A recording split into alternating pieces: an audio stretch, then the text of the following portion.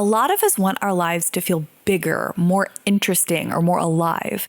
And often we try to do this through searching for a romantic partner, career success, or some major life transition. But I actually think there's a way to do this that is much more accessible and, in my opinion, more effective. Immersing ourselves in the incredible variety of life that is already happening around us. There might be a book reading that's happening 20 minutes from your apartment, or a pickup soccer game, a quirky little exhibit at a local museum, or a free class at the local library that would be perfect, but you just didn't even know it's happening. There is so much available to us, and yet often we don't step into it. We get stuck in the same routines, often watching the same shows, scrolling the same apps, and it can start to feel as though we're going through the motions and our life can actually start to feel smaller. But it can be hard to keep up with these kinds of events, to know when they're happening or make time for them. So that's what we're going to talk about in this episode. And because we dive into psychology here at Immersion, we'll also talk about what gets in the way? Why do we not do these things when we want more of them? And why do they matter? Welcome to Immersion, 30 minutes beneath the surface. I'm your host, Pamela, and here we dive into psychology and philosophy topics to find meaning in the modern world. Let's dive in. One thing we're going to assume right off the bat is that you have between 1 and 5 hours a week available for this kind of activity. If you have multiple toddlers running around your kitchen right now, if you're working multiple jobs, this might not be the phase of life where you have the bandwidth to add these kinds of activities. And later in the episode, we will discuss the inherent privilege of even adding this variety, this spice of life to our lives. But I do want to get into the meat of it for why you likely clicked on this episode and jump right in with solutions. So let's first break down different categories of what you might be seeking and why you might be seeking it. Because someone that wants to go to a book reading has very different intentions probably than someone who wants to go to a sporting event, even though both of them are events that are out of the house, in community, getting out more. And that's really what we're talking about here. So let's now go into the different categories or types of events we might be talking about here. I think it would be tempting to categorize them in areas like music, travel, food, or comedy. But instead, I want us to ask ourselves, what are we actually seeking? For example, are we seeking more wonder or awe or to be moved? In which case, music might be under that category that might inspire wonder in you. Or maybe nature is something that gives you that wonder in your life. So let's go through a bunch of things we might be seeking. And for the first few, I'll give some examples. Another thing we might be seeking is activity or being engaged as opposed to passive consumption. So for instance, rock climbing, hiking, or even a knitting group. Another thing we could be seeking is community, connection, or belonging. Now, all of these will have some aspects of this because we're getting out of the house and around other humans, but some will provide more than others, as we'll get into later.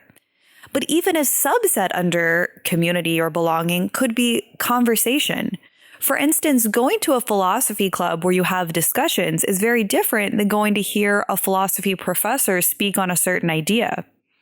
Another category is physical challenge. And within that, that could mean watching sports, doing something like a Tough Mudder, playing games.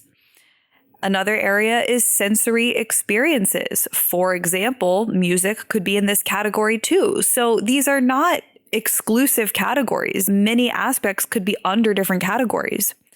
Of course, exploring through something such as food would be another example of a sensory experience. A big category is art. And within that, there's visual arts, performing arts. Are you the one doing the art? Or do you want to go experience art that others created? Another area is novelty. So for instance, traveling or exploring cities, or even being a tourist in your own city.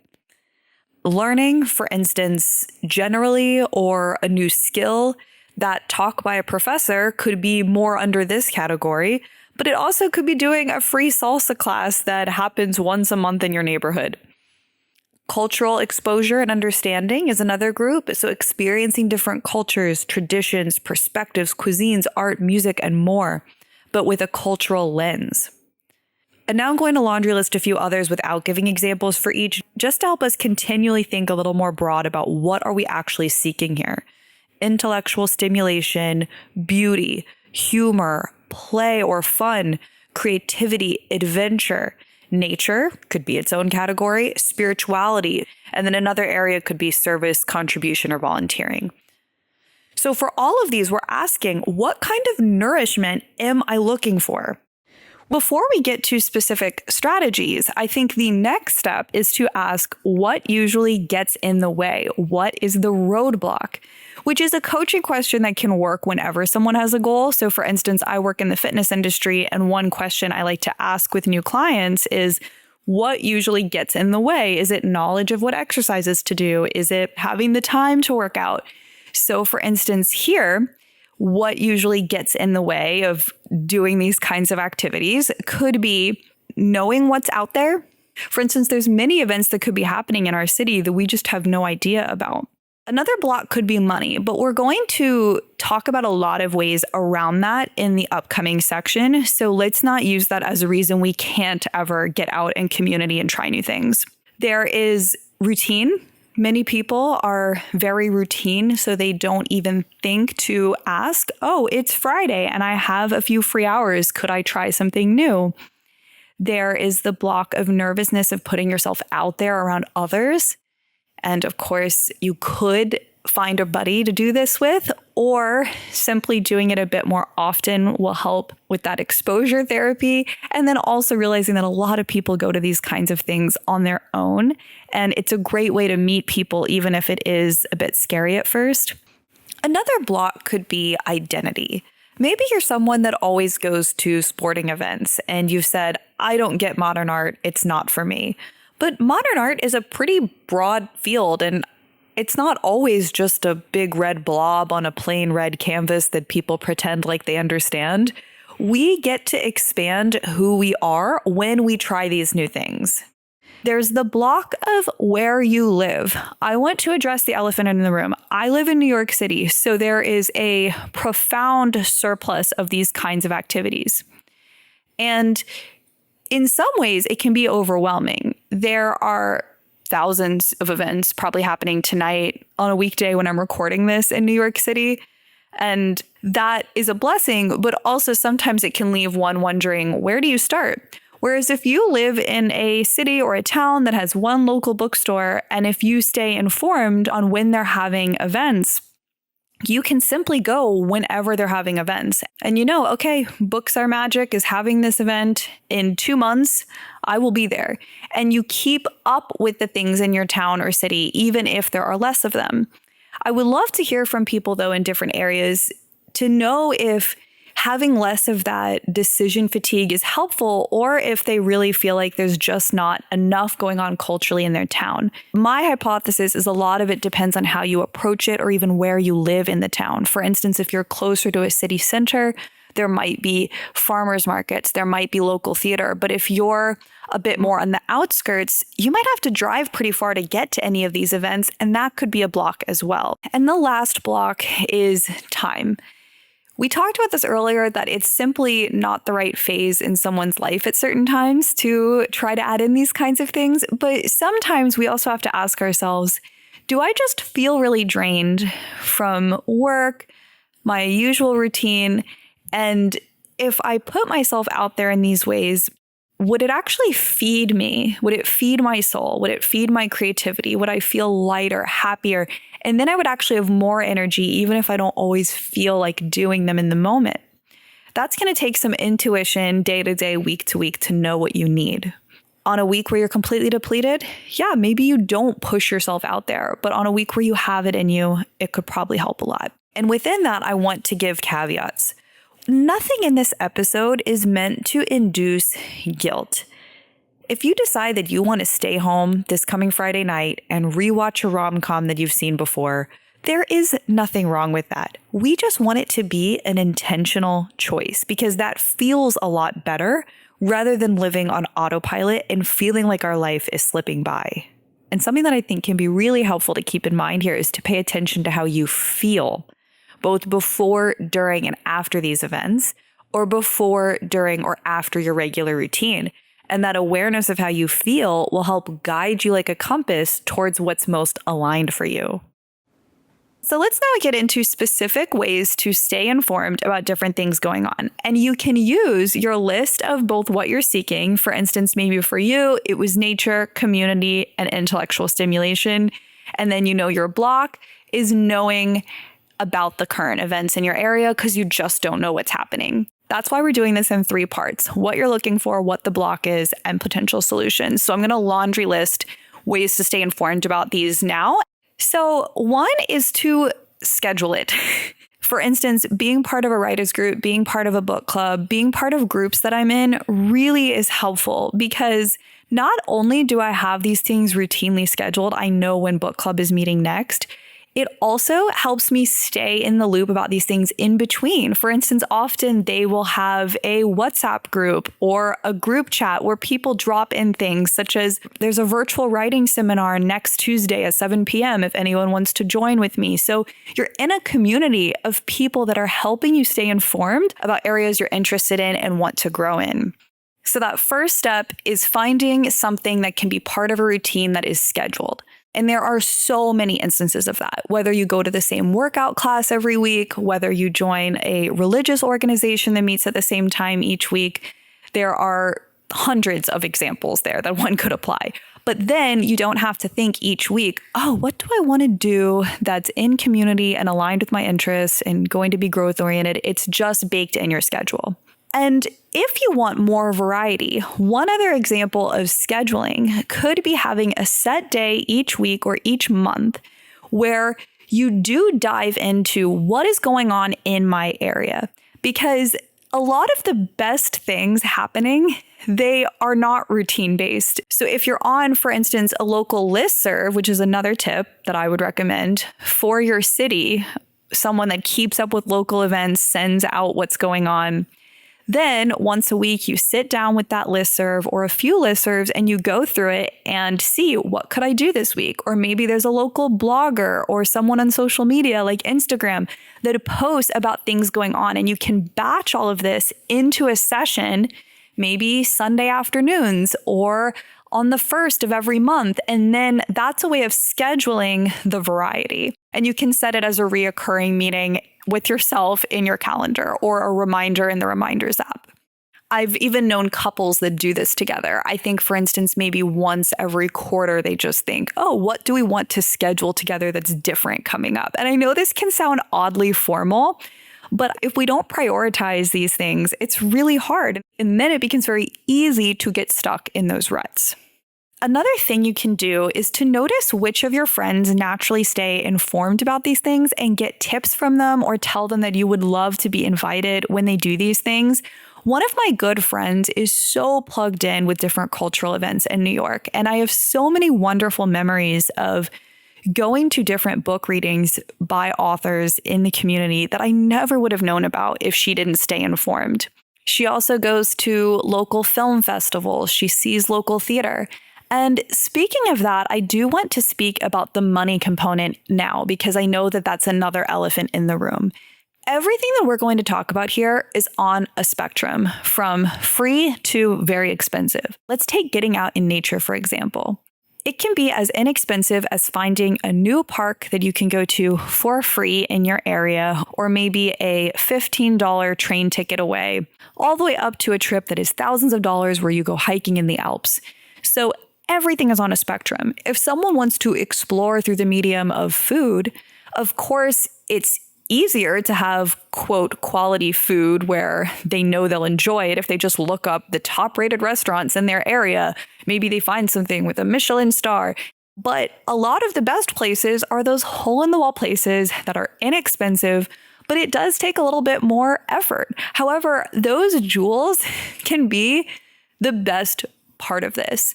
It just means you might have had to know someone who mentioned it to you, or read more niche reviews, or try different places, be willing to experiment. And then maybe that's how you find that hole in the wall spot that you'll remember forever. And that can be part of the adventure, and part of the creativity is learning to find, how can I do this on a budget? Because I think for any area that we listed, it is possible. For instance, even something like stand-up comedy. You don't have to see your favorite comic for a couple $100s at Madison Square Garden. Instead, you could go to an open mic night in your area where, yes, it could be cringe at certain moments and hit or miss, but then maybe someone pops up there who's really good. Or maybe it was just about getting out and having a few laughs, only for the cost of maybe a $5 beer that you got there to support the venue.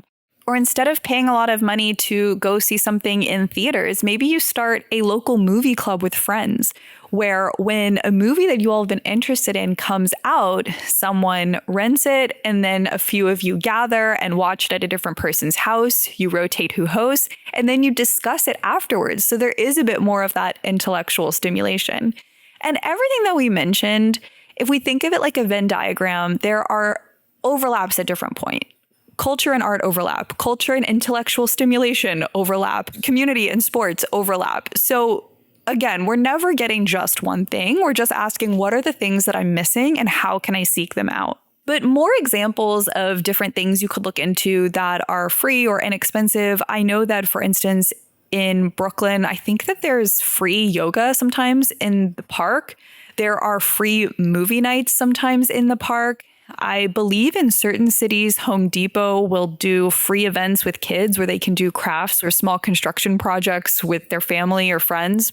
If it's really a variety that you're after, there are so many free ways to do that. And I know I've talked about this in other episodes, such as my episode on the artist's way, but when we feel stuck in a rut, we can ask ourselves, in every component of my life, how can I add a bit more variety and zest?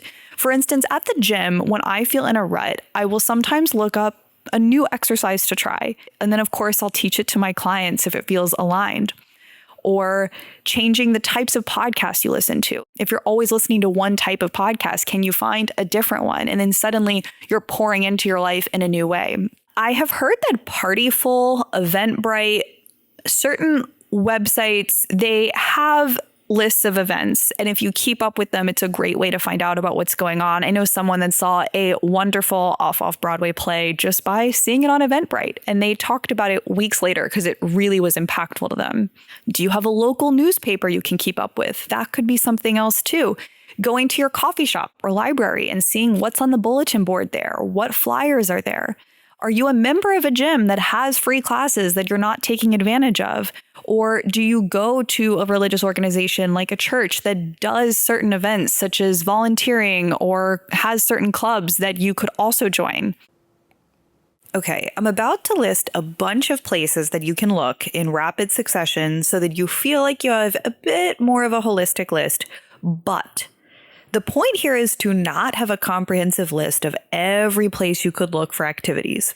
In fact, I actually want you to cultivate the opposite approach, to realize that it's more about just becoming the kind of person who notices these things.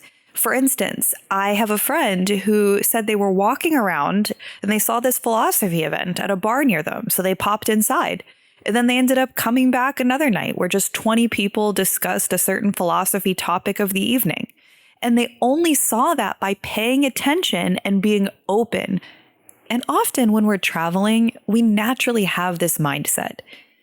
I noticed that when I was in Japan, I was much more likely to stop and watch a show from a magician on the street, whereas in New York, sometimes I'll just keep on passing by. And sure, we have to do that when we're busy, but when we have the time, what can we stop and experience? We can always do a follow-up on this kind of a topic, an expanded version down the line if requested.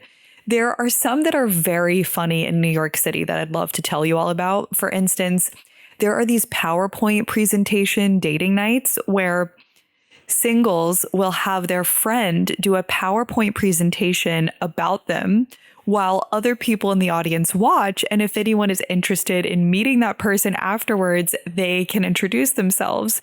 So humans get very creative with what to do with their time. But anyway, I'd love to now laundry list a bunch of ideas now so you just have some resources to pull from as jumping off points.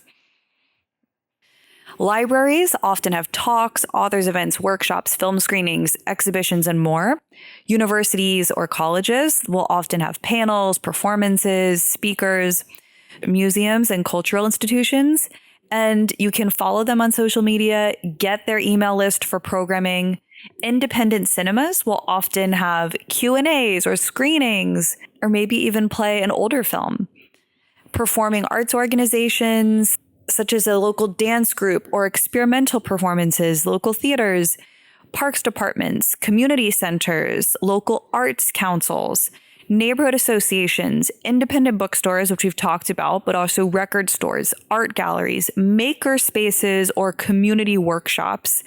There are certain makers in your community that you can simply follow and see where they're putting something on, such as where I live, I know someone that does art at the intersection of environmental science and visual mediums, and then they put on local workshops. And if I keep up with when they're doing something, I often meet other people they collaborate with, which opens up more opportunities. So again, this is ever expanding. Meetup type communities, volunteer organizations, local newspapers, or city magazines. Like we talked about, newsletters, but within that, Substacks, podcasts in your own city about what's going on. Restaurant newsletters or food writers, local radio stations, public or community media, neighborhood Facebook groups or Reddit communities about what's going on, walking tours, historical societies, and then small businesses or hotels, event calendars. Finding if there's a local wine shop, cafe, brewery, often they'll have events such as trivia nights or karaoke or playing a certain sports game, things going on there. So let's now get into some notes and nuance. Let's talk about why this matters. One, community, connection, and compassion. When we're in our silos, we lose sight of how other people live. We lose sight of other ways of thinking about things. And this helps us feel more connected in the world. I think it helps us get in touch with our roots about just what it means to be human.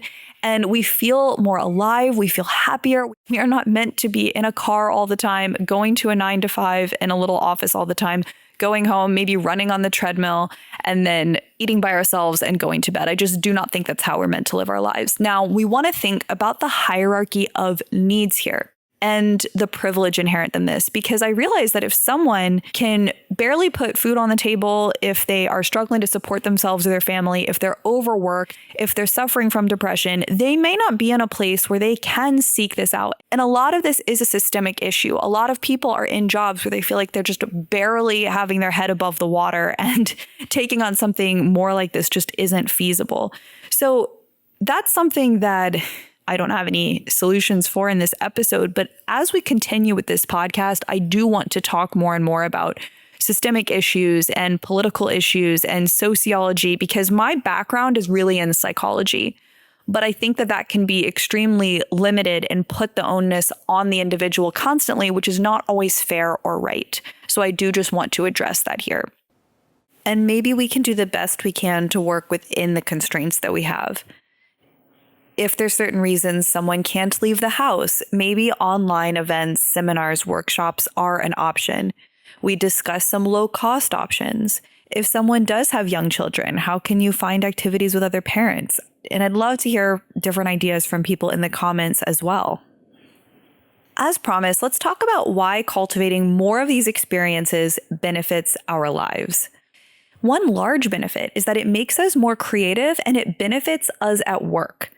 We've talked about the artist's way many times on this channel, and you've likely heard of it, but the reason why the artist's way works in large part is because you are constantly taking part in novel experiences. If you are an artist and you are never experiencing a variety of different types of art or experiences or seeing new things or meeting new people, you do not have new experiences to pull from to make your art. I sort of view it as being like a bee or a butterfly pollinating, mixing different things together that you're exposed to. And the book Range articulates this really well. This is by David Epstein, and it's about how often people that have had a variety of experiences across different fields will have more success later in life or within certain domains because of that, rather than being hyper specialized, for instance, being a chess master your whole life, which sets you up for a very specific skill set. Here are a couple quotes from that book. Modern work demands knowledge transfer, the ability to apply knowledge in new situations and different domains. Our most fundamental thought processes have changed to accommodate increasing complexity and the need to derive new patterns rather than rely on familiar ones. Our conceptual classification schemes provide a scaffolding for connecting knowledge, making it accessible and flexible. Another quote, the challenge we all face is how to maintain the benefits of breadth, diverse experiences, interdisciplinary thinking, and delayed concentration in a world that increasingly incentivizes and even demands hyper-specialization. So often the world will push us to only focus on one thing, but we can benefit from having diverse experiences. And I've even noticed this. Another benefit is being less bored with yourself. I started to get bored with myself because I was constantly diving deeper and deeper into the fields of psychology and health and fitness. These are the areas I work in. These are things I've studied formally. But lately, I've been challenging myself to read in different areas. For instance, I'm reading John Green's book on tuberculosis right now, and it goes into economics and policy and even road systems and how those have been impacted by imperialism. And not only is it really important, but it's also helping to, again, pull in this more diverse way of thinking. I'm getting sort of in the weeds here, so I'm going to start laundry listing. It can also provide more novelty, more feeling alive, and even anticipation, the looking forward to the different things you have in your life coming up. So there's the anticipation before, but then also the savoring after, more stories, more textures, more interesting memories and events for your life. Even our perception of time changes with novel experiences. We have a whole episode on that I'll link down below, how time slows down with novelty and it actually speeds up when we do the same things all the time, which is actually the opposite of what I think people would assume. But the time is more full because there's more texture there and more for our brains to hold on to. Someone I was talking to even mentioned that having these novel experiences and being out in community with people, we know that it can increase physical health, mental health, even quite literally biologically brain health. And a lot of it becomes a positive feedback loop. As we expand our identity of who we are, how we spend our time, and how we build these new habits, we make these communities with people, we end up doing more of it. Other benefits are growing in new skills and meeting people that don't just benefit you in terms of community, but even specific aspects you might be looking for, such as expanding your network for work or making new friends, or you might even have a better chance of meeting a partner doing something that you enjoy, who you have things in common with. And even if you don't enjoy every aspect, or if you don't agree with everything you're exposed to, you are still gaining new ways of thinking. For instance, with our book club, we don't love every book that we end up reading, but it always leads to a good discussion and new ways of thinking. And so finally, I want to discuss a few of these a bit deeper, starting with increased compassion, empathy, and connection with others.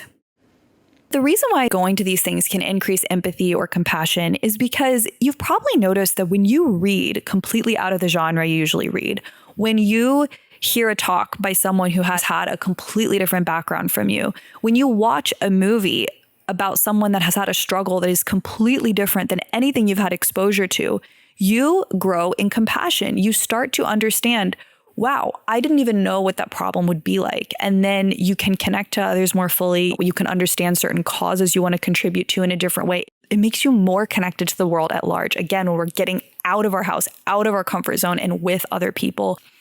And then lastly, the benefit is it just makes us feel more alive. William Cowper and others have said that variety is the spice of life. And I have noticed at certain phases in my life when I'm doing the same thing all of the time, not to be dramatic, but it feels like a little part of me dies inside. I lose part of what makes me me.